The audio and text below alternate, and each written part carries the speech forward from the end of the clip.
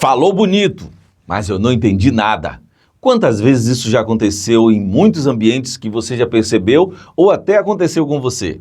Falar bonito não significa que está se comunicando. Afinal de contas, a comunicação precisa ser compreendida entre as duas partes.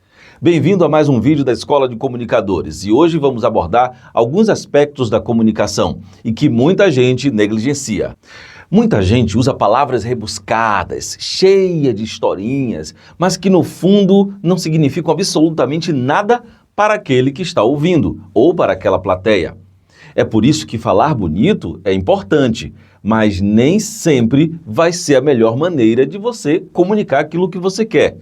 É bom saber das palavras, é bom e necessário ter um vasto conhecimento da nossa língua ou de outros idiomas, mas principalmente da língua materna, a língua portuguesa, no nosso caso.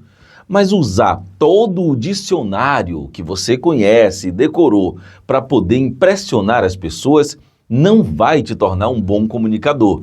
Pelo contrário, vai te tornar uma pessoa metida, chata, antipática e que pouco provável de você comunicar aquilo que você está querendo passar.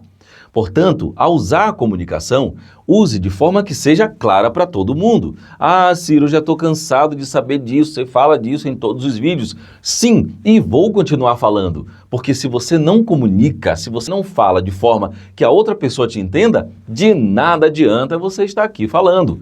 Eu poderia vir aqui fazer um vídeo e começar a falar um monte de palavras complicadas e que você teria que parar o vídeo várias vezes para ficar procurando no dicionário e isso não iria fazer você ouvir esse vídeo até o final e não iria comunicar. Palavras são códigos e como códigos elas precisam estar entendidas entre as duas partes. Se eu uso um código que você não compreende, não vai adiantar a minha comunicação. Ela vai ser falha, vai ser fraca. Pode até acontecer de alguém dizer, nossa, você falou bonito, mas eu não entendi mesmo, foi o que você disse? E você se comunicou dessa forma? Não. A palavra ela deve ser usada para aproximar as pessoas e não para criar um abismo.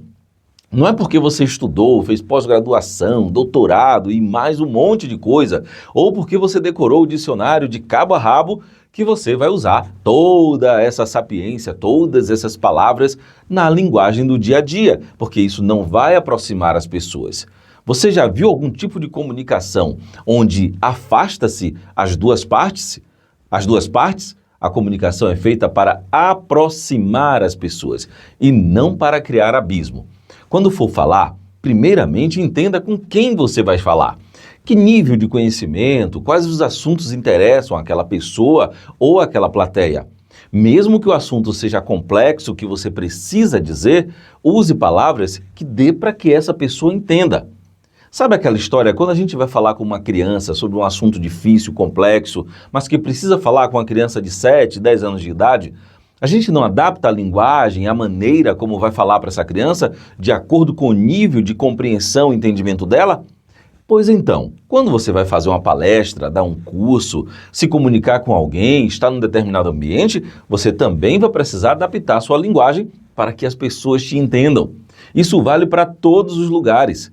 Não adianta você ir com todo o seu repertório, porque você pode simplesmente afastar as pessoas. E eu não estou dizendo aqui que é para você ter um repertório pobre, com poucas palavras e não se esforçar para aprender as palavras mais difíceis e complexas da nossa língua. Muito pelo contrário, você precisa aprender sim e desenvolver a sua linguagem cada vez mais, para que você possa usar a melhor palavra, o melhor repertório em cada ambiente. Tem gente que diz, não vou aprender essas palavras não, para que eu vou ler dicionário? Não vou usar isso nunca. Talvez você precise em algum momento, ou no mínimo para compreender o que outra pessoa está dizendo. Por isso é importante ter o máximo de repertório possível da sua língua, a nossa língua portuguesa. Quanto mais palavras você souber, melhor você vai saber escolher as palavras certas para cada momento que você vai se comunicar. Portanto, não adianta encher a plateia ou seu ouvinte de um monte de coisas complicadas, palavras complicadas, principalmente aquelas que são muito direcionadas a um determinado segmento. Médicos, engenheiros, advogados gostam muito de usar palavras que são da sua área. E isso acaba afastando as pessoas, porque ou elas ficam com aquela cara de paisagem, tipo, não entendi, Ou elas simplesmente fingem que entenderam, o que é muito pior, porque tem vergonha de perguntar e sai sem entender nada do que você disse.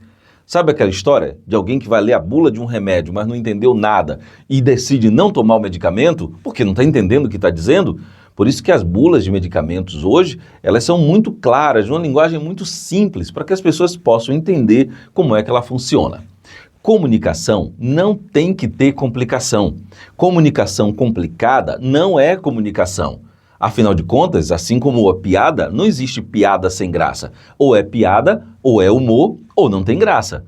Ou você se comunica, ou não se comunica. A comunicação precisa ser clara, fluida, tranquila e entendida no nível do seu interlocutor, da pessoa que está te ouvindo. Por isso, procure entender as dificuldades, as interferências, tudo o que pode complicar sua comunicação, seja ela oral, seja ela escrita ou simplesmente um gesto.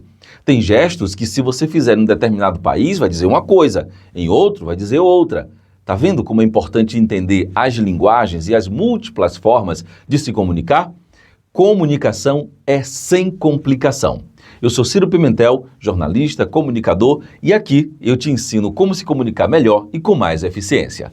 Até a próxima!